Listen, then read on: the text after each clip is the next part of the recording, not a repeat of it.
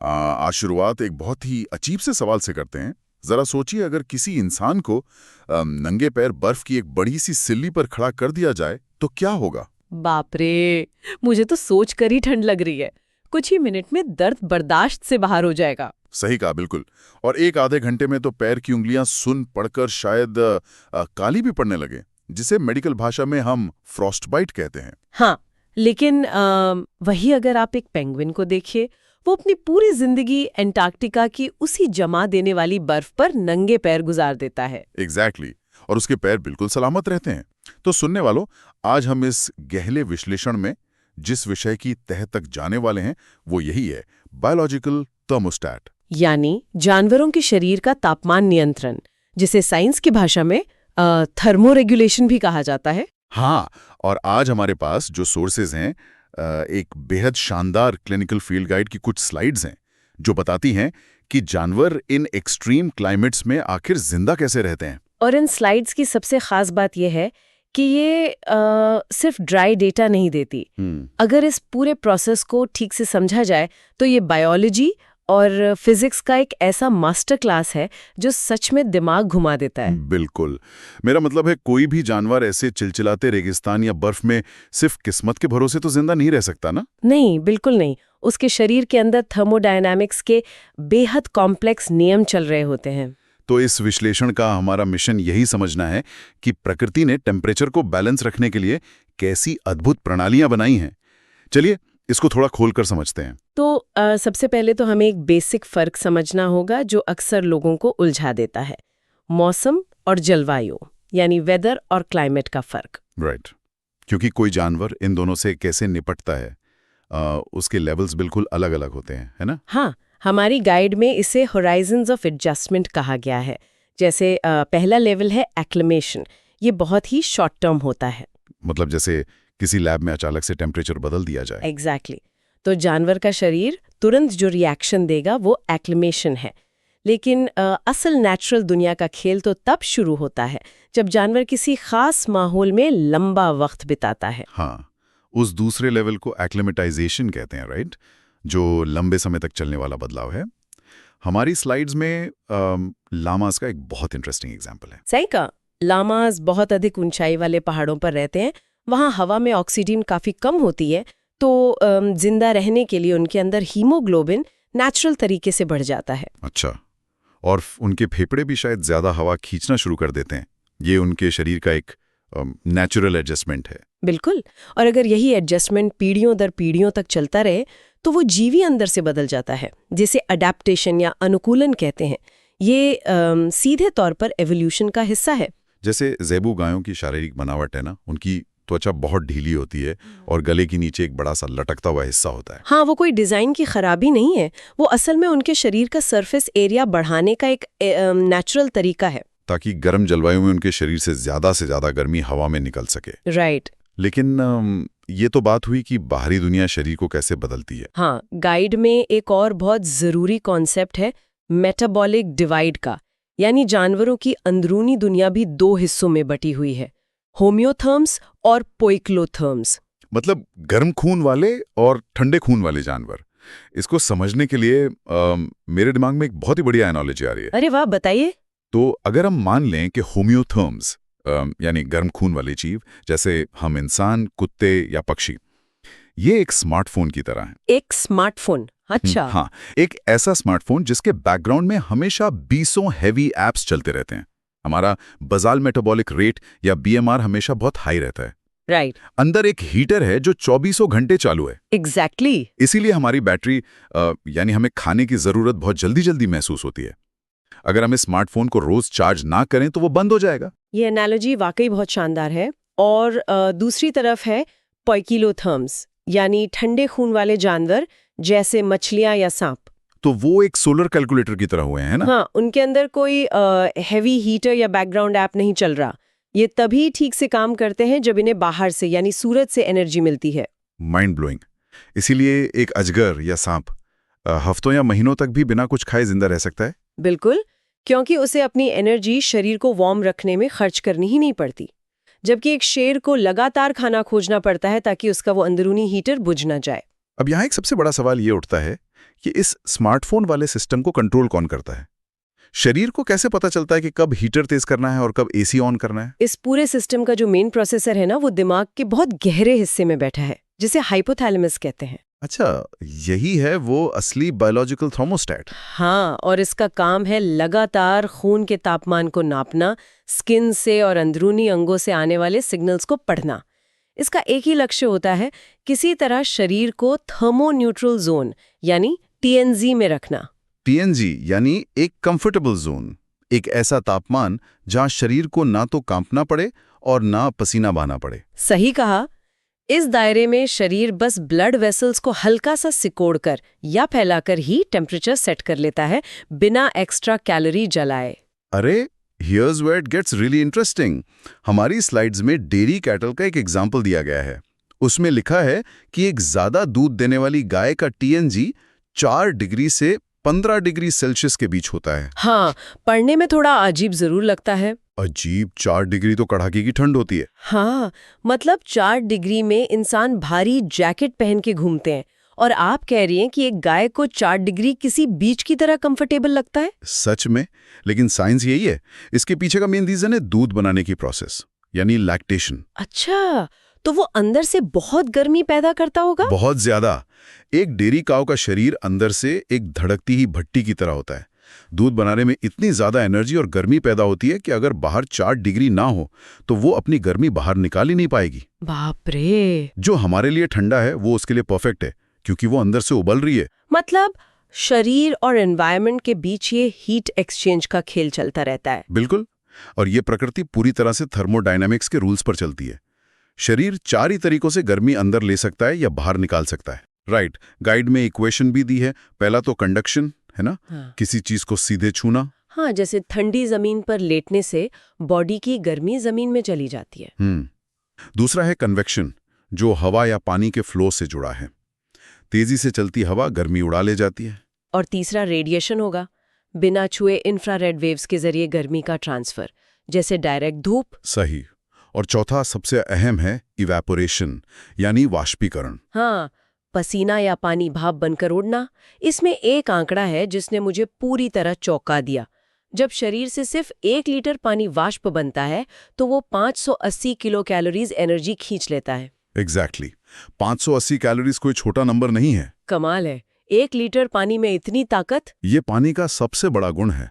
पानी को लिक्विड से गैस बनने के लिए भारी मात्रा में एनर्जी चाहिए।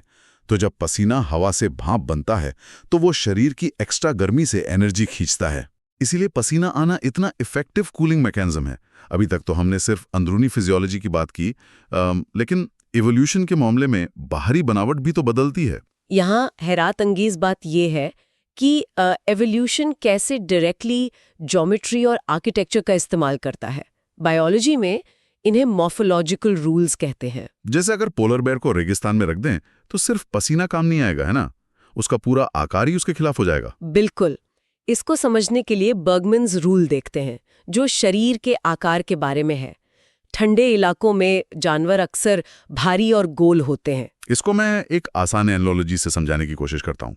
सोचिए कि आपके पास आटे की एक गोल लोई है और एक बिल्कुल पतली बेली हुई रोटी। अच्छा, रोटी और आटे की लोई। हाँ, अगर दोनों को गर्म करके छोड़ दें तो रोटी कुछ ही सेकंड में ठंडी हो जाएगी, क्योंकि उसका सरफेस एरिया हवा के कांटेक्ट में, पर वो गोल लोई अंदर से देर तक गर्म रहेगी। ये एकदम परफेक्ट एग्जाम्पल है। ठंडे इलाकों के जानवर उसी गोल लोई की तरह होते हैं ताकि गर्मी अंदर बची रहे, और गर्म इलाकों के जानवर पतली रोटी की तरह, ताकि गर्मी आसानी से बाहर निकल सके।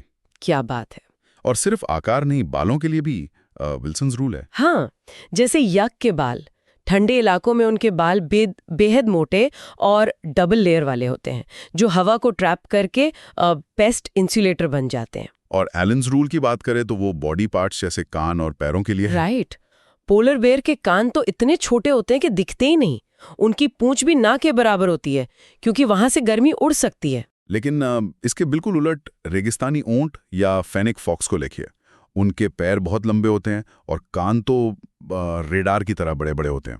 हाँ, वो बड़े कान असल में उनके रेडिएटर्स हैं, जहां से वो अपनी एक्स्ट्रा गर्मी बाहर फेंकते हैं। एक और रूल है, ग्लॉगर्स रूल, जो स्किन कलर से जुड़ा है। गर्म और ह्यूमिड इलाकों में जानवरों का रंग गहरा होता है मेलेनिन की वजह से, जो यूवी रेस से बचाता है। और ठंडे या सूखे इलाकों में रंग हल्का होता है। तो बिना किसी इलेक्ट्रिक एसी के नेचर ने फिजिकली सब सेट कर रखा है। लेकिन जब मौसम हद से ज्यादा खराब हो जाए, मतलब कड़ाके की ठंड पड़े, तब सिर्फ ये गोलाकार क्या करेगा? तब शरीर को एक्टिवली कुछ करना पड़ता है, जिसे थर्मोजेनेसिस कहते हैं, यानी अपनी गर्मी खुद पैदा करना। इसके दो रास्ते हैं ना। पहला तो बहुत कॉमन है, कांपना यानी शिवरिंग। हाँ, कांपना कोई कमजोरी नहीं है। ये मसल्स का बहुत तेज सिकुड़ना है।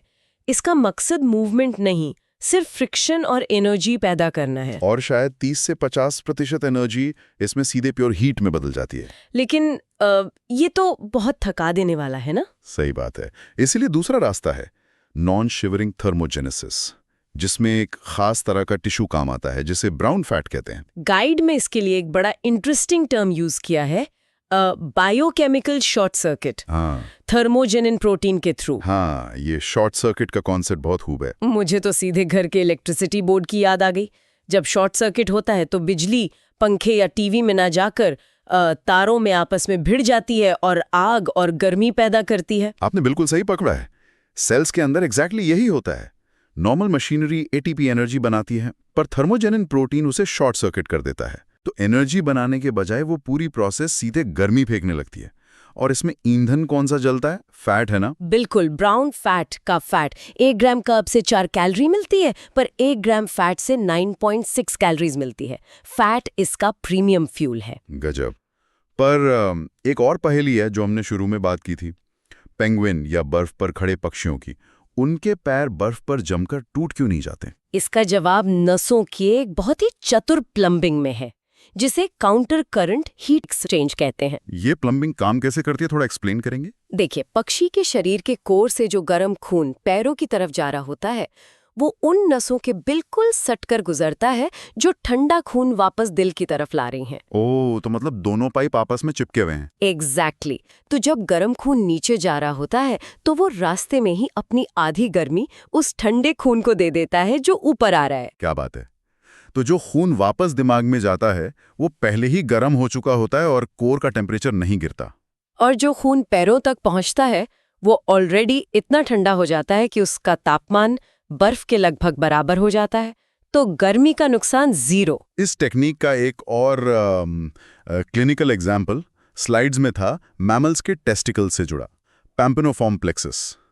स्पर्म बनाने के लिए बॉडी से 2 से 6 डिग्री कम टेम्परेचर चाहिए होता है। हाँ, वहां भी यही काउंटर करंट टेक्निक खून को ठंडा रखती है। लेकिन हमें ध्यान रखना होगा कि ये सिस्टम्स फुल प्रूफ नहीं है। अगर ठंड भयंकर हो तो शरीर फ्रॉस्टबाइट का शिकार हो जाता है। हाँ, जहां शरीर हाथ पैर की नसों को सिकोड़ लेता है ताकि खून सिर्फ दिल और दिमाग तक रहे और पैरों की सेल्स फटने लगती हैं। लेकिन शरीर आखिरी कोशिश जरूर करता है। कोल्ड इंड्यूस्ड वैसोडाइलेशन से वो थोड़ी थोड़ी देर में जमी हुई नसों को खोलता है ताकि थोड़ा गर्म खून वहां पहुंचे। पर अगर कोर टेम्परेचर ही 34 डिग्री पर आ जाए तो? तब हाइपोथर्मिया शुरू हो जाता है। वो मास्टर थर्मोस्टेट यानी हाइपोथैलेमस फेल हो जाता है। सर्दी का तो हमने समझ लिया, अब मुड़ते हैं हॉट जोन की तरफ। जब बाहर आग बरस रही हो तो बॉडी क्या करती है? गर्मी से बचने के 3 मेन तरीके हैं। पहला वैसोडाइलेशन, जहां स्किन की नसें चौड़ी हो जाती हैं। दूसरा पसीना, और तीसरा है हाँफना यानी पैंटिंग। इस हाँफने वाली बात में एक क्रूशियल डिटेल मुझे मिली थी। जब एक कुत्ता हाँफता है तो हमें लगता है कि वो गहरी सांस ले रहा है, पर ऐसा नहीं है। सही कहा। अगर वो तेज गहरी सांस लेगा तो खून से सारी कार्बन डाइऑक्साइड निकल जाएगी और उसे रेस्पिरेटरी एल्कलोसिस हो जाएगा, जो जानलेवा है। तो फिर वो हवा कहाँ जाती है? कुत्ता सिर्फ अपने रेस्पिरेटरी सिस्टम के ऊपरी हिस्से, जिसे डेड स्पेस कहते हैं, वही हवा घुमाता है। ये बस मुंह की नमी को सुखाकर इवेपोरेशन का फायदा लेने के लिए। और गर्मी में दिमाग को ठंडा रखना तो सबसे अहम है। गाइड में भेड़ों के कैरोटिड रेट का जिक्र है। हाँ, भेड़ की नाक से जो खून ठंडा होकर लौटता है वो दिमाग में जाने वाले गर्म खून के चारों तरफ एक जाल बना लेता है, जिससे दिमाग का खून 2 से 3 डिग्री ठंडा हो जाता है। और घोड़ों में वो गुटरल पाउच वाला सिस्टम, जब घोड़ा दौड़ता है तो सिर के अंदर हवा की थैलियां फूलती पिचकती हैं और डायरेक्ट नसों को ठंडा करती हैं। बिल्कुल। अब यहाँ एक आम कंफ्यूजन दूर करना जरूरी है। फीवर और हाइपरथर्मिया के बीच का फर्क। हाँ, फीवर यानी बुखार में तो बैक्टीरिया अटैक करते हैं, तो हाइपोथैलेमस अपना सेट पॉइंट ही बढ़ा देता है ना। हाँ, सही कहा उसने। 37 की जगह तापमान 39 पर सेट कर दिया। अब क्योंकि थर्मोस्टेट 39 पर सेट है, तो दिमाग को लगता है कि 37 डिग्री वाला बॉडी बहुत ठंडा है, इसीलिए बुखार चढ़ते समय हमें कम कपी छूटती है और ठंड लगती है। एकदम परफेक्ट। और यहाँ पर NSAIDs यानी पैरासिटामोल जैसी दवाइयाँ काम आती हैं जो सेट पॉइंट को वापस नीचे लाती हैं। लेकिन हाइपरथर्मिया बिल्कुल अलग है। उसमें सेट पॉइंट नॉर्मल रहता है, हाँ। लेकिन बाहर की गर्मी कूलिंग सिस्टम पर हावी हो जाती है। हाँ, और ऐसे में दवाई बेअसर है। आइस या ठंडे पानी से फिजिकल कूलिंग ही इकलौता इलाज है। अगर हम इसको बड़े पैमाने पर देखें तो यहीं हीट स्ट्रोक और हीट एग्जॉशन का फर्क भी आता है। हीट स्ट्रोक में तो बॉडी 41.5 डिग्री क्रॉस कर जाती है और प्रोटीन नष्ट होने लगते हैं। और हीट एग्जॉशन में डिहाइड्रेशन की वजह से बीपी अचानक गिर जाता है, खून दिमाग तक नहीं पहुंचता और जानवर बेहोश हो जाता है, भले ही टेम्परेचर थोड़ा नॉर्मल क्यों ना हो। ये सब तो सच में मास्टर क्लास है। तो चलिए अब इस डीप डाइव के आखिरी हिस्से में चलते हैं, जिसे हम स्पीशीज मास्टर क्लास कह सकते हैं। कुछ खास जानवरों की अद्भुत क्षमताएं। हाँ, सबसे पहले रेस के घोड़े को लेते हैं, द इक्वाइन एथलीट। मैंने पढ़ा कि घोड़ों का पसीना बहुत हाइपरटोनिक होता है, मतलब उसमें खून से भी ज्यादा नमक और मिनरल्स होते हैं। बिल्कुल, इसीलिए उन्हें सिर्फ सादा पानी पिलाना खतरनाक हो सकता है। उनके पसीने के साथ भारी मात्रा में पोटेशियम निकल जाता है, तो उन्हें इलेक्ट्रोलाइट्स देना बहुत जरूरी है। दूसरा एग्जाम्पल है द डेयरी काव। जब तापमान 20 डिग्री के ऊपर जाता है तो ये गायें खाना ही कम कर देती है। ऐसा क्यों? देखिए, जब बॉडी में एनर्जी कम होती है तो वो फैट जलाती है, पर फैट जलाने से बेहिसाब गर्मी पैदा होती है। गर्मी में गाय अगर फैट जलाएगी तो हीट स्ट्रोक से मर जाएगी। ओह, तो वो क्या करती है? वो अपना मेटाबॉलिक सिस्टम ही बदल डालती है, फैट को रोककर इंसुलिन बढ़ा देती है और सिर्फ ग्लूकोज को एनर्जी के लिए यूज करती है। पर दूध की मिठास लैक्टोज तो ग्लूकोज से बनती है। अगर सारा ग्लूकोज बॉडी ठंडा रखने में चला गया तो दूध का प्रोडक्शन तो गिर जाएगा ना। एग्जैक्टली। इसीलिए गर्मियों में डेयरी फार्म्स पर दूध का उत्पादन बहुत तेजी से गिरता है। और अब आखिरी मास्टर क्लास, रेगिस्तान का असली मास्टर, ऊंट। ये तो पसीना ही नहीं बहाता है ना। ऊंट की स्ट्रैटेजी सबसे अलग है। दिन की भयंकर गर्मी में वो अपने शरीर का तापमान 34 डिग्रीज से बढ़ने देता है 41 डिग्रीज तक। वेट, मतलब वो गर्मी बाहर नहीं निकालता? नहीं, थर्मोडायनेमिक्स देखिए। अगर बाहर 45 डिग्रीज है और ऊंट अपना टेम्परेचर 41 कर ले तो अंदर बाहर का फर्क बहुत कम हो गया। अब वो एक्स्ट्रा गर्मी सोखना बंद कर देता है। So what does this all mean? मतलब वो गर्मी को स्पंज की तरह दिन भर सोख कर रखता है और रात को जब रेगिस्तान ठंडा होता है तब क्या करता है? रात में वो बिना एक बूंद पानी खर्च किए रेडिएशन और कन्वेक्शन के जरिए सारी गर्मी ठंडी हवा में छोड़ देता है। कमाल का इंजीनियरिंग है ये। इसीलिए ऊंट अपने वजन का 30% पानी खोने के बाद भी जिंदा रहता है, जबकि बाकी मैमल्स 10 से 12% पर ही मर जाते हैं।